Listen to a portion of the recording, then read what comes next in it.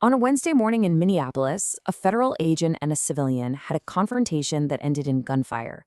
And even though it was all captured on video, what actually happened seems to completely depend on who you ask. So let's get into this incredibly complex and really divisive story. To really get the impact, we've got to start right there, on the street. This quote from a resident, Emily Heller, just cuts through all the political talk, doesn't it? It gets right to the raw human tragedy of it all. This was something that unfolded in a neighborhood, right in front of people's homes. Okay, so here is the one fact that absolutely no one disputes. At about 10:25 in the morning, Renee Nicole Good, a U.S. citizen, was shot and killed. But right there, that's where the agreement just stops, and two completely different realities begin. So, how is that possible? How can one single event, an event captured on camera, be seen in two totally different ways? Well, to figure that out, we need to break down the two narratives that formed almost immediately. Both sides claim that same video is their proof. Now, this is where it gets really fascinating. The conflict starts with the words themselves. On one hand, you have the federal account using phrases like domestic terrorism and weaponized vehicle. And on the other, local accounts are calling it a public murder and an act of caring for neighbors. I mean, these aren't just slightly different descriptions. They are completely opposite interpretations of reality, both supposedly based on the very same footage. Let's start with the federal position, which came from the top, Homeland Security Secretary Kristi Noem. So when they watch the video, what they see is Renee Good's car moving erratically, getting close to the agents.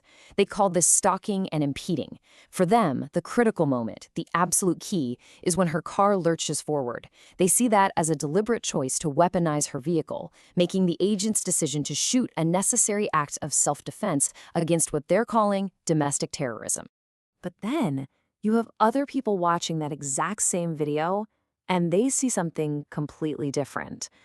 Congresswoman Alexandria Ocasio-Cortez's statement here really captures this opposing view.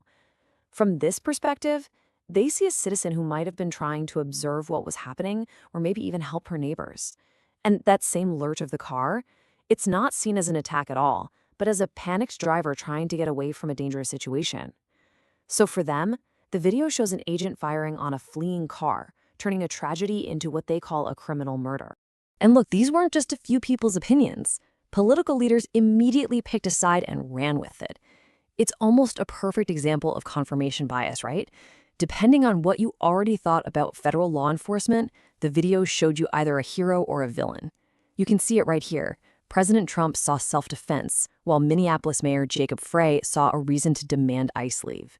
Each narrative just hardened instantly, making any kind of shared understanding of the facts almost impossible.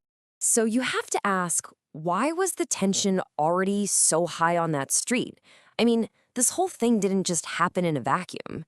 To really get it, we need to zoom out a bit. Why were these federal agents in a Minneapolis neighborhood in the first place?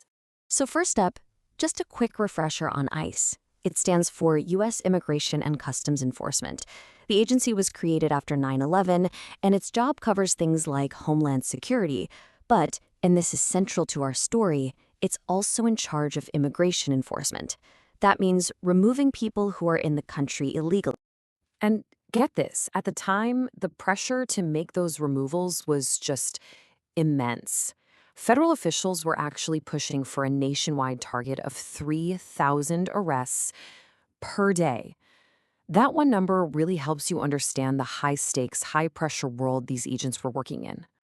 And all of this was part of a much larger national strategy. President Trump had promised the largest deportation program in American history. This led to these really visible raids in places like workplaces and even courthouses, sparking protests all over the country. And Minneapolis was already a hotspot. Federal officials said they had arrested 1,500 people they called criminals in the city in just the weeks before the shooting.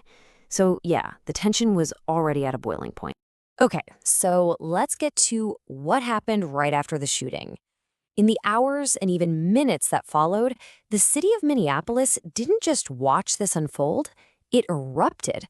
The conflict spread from that one street corner to the entire city. I mean, this timeline shows you just how fast everything spiraled. The shooting happens at 10:25 a.m. By that afternoon, protesters are already blocking the federal courthouse. That evening, there's a vigil for Renee Good. And by nightfall, which shows you just how tense things were, federal agents were making arrests on the grounds of a public school right as it was letting out. The whole city was on edge. So, with the city in an uproar and the whole country watching, the focus now turns to the official process. What happens next? How do you even begin to investigate an event when the main piece of evidence, that video, is the very thing everyone is fighting over?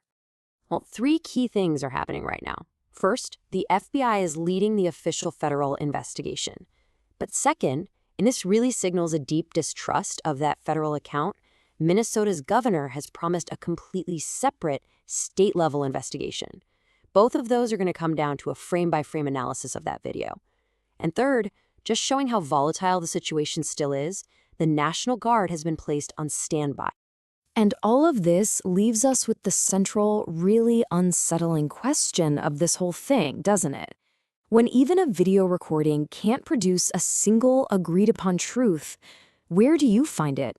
How do we move forward when what we see with our own eyes depends so much on what we already believe?